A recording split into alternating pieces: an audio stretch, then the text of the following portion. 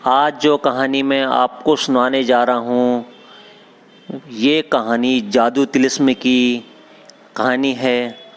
और इसमें रोहन नाम के एक आदमी की कहानी है।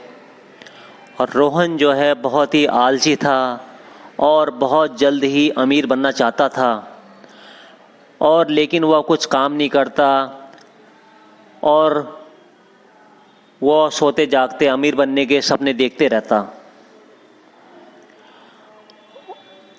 एक दिन वह पार्क में बैठा हुआ इस तरह के सपने देख रहा था।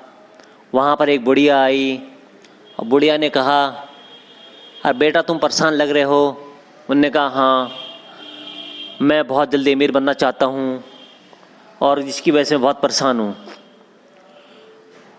तो रोहन से उस बुढ़िया ने कहा, यहाँ से कुछ दूरी पर मेरी कुटिया है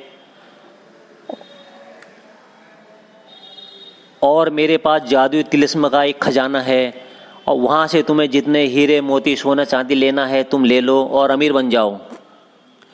और रोहन उस बुढ़िया की बातों में आके उसके साथ उस कुटिया की तरफ जाता है।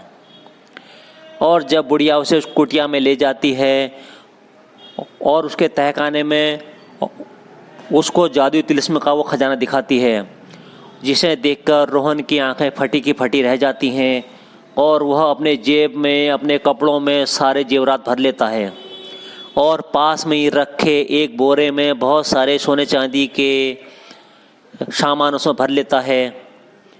और जैसे ही वो उसे कंधे में उठाता है, पीछे की तरफ देखता है, तो वो बुढ़िया चुड़ैल का रूप धारण कर लेती है, और जिसे देखकर रोहन पसीना पसीने हो जाता है और वो कहता है, नहीं मुझे मत मारना, मुझे मत मारना। और वो इस तरह चिल्लाने लगता है और वह उस कुटिया के बाहर दौड़ता है और बुढ़िया उसके पीछे पीछे आती है। और रोहन आगे जाके एक पत्थर से टकरा जाता है और गिर जाता है, और जो उसने जेब में सोना चांदी गिरे हुए जो भरे थे वो नीचे गिर जाते हैं। और बुढ़िया उसको पकड़ के उठाती है और कहती है, आज मैं तुझे खाऊंगी। क्योंकि बुढ़िया चुड़ैल का रूप धारण कर चुकी थी और वो खून की प्यासी लग रही थी।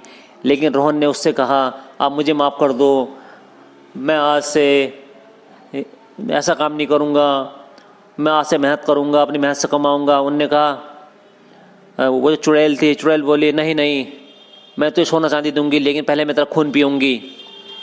उसके बाद रोहन उससे बहुत गिड़गिड़ाया। उसके बाद फिर उस चुड़ैल ने बुढ़िया का रूप धारण किया और उसे समझाया, बेटा तुम्हें जीवन में मेहनत करनी चाहिए और मेहनत से ही अपने पैसे कमाने चाहिए। तो हमें इस कहानी से ये शिक्षा मिलती है कि हमें किसी के बहकावे में आके नहीं आना चाहिए। और रोहन ने भी उस बुढ़िया की बातों में आकर जो बहक गया था, फिर उसने उस दिन से मेहनत करना स्टार्ट किया और धीरे धीरे अपना जीवन यापन करने लगा। इस कहानी से हमें ये शिक्षा मिलती है कि हमें अपने मेहनत पर ध्यान देना चाहिए और धीरे धीरे हमें अपनी सफलता की तरफ जाना चाहिए।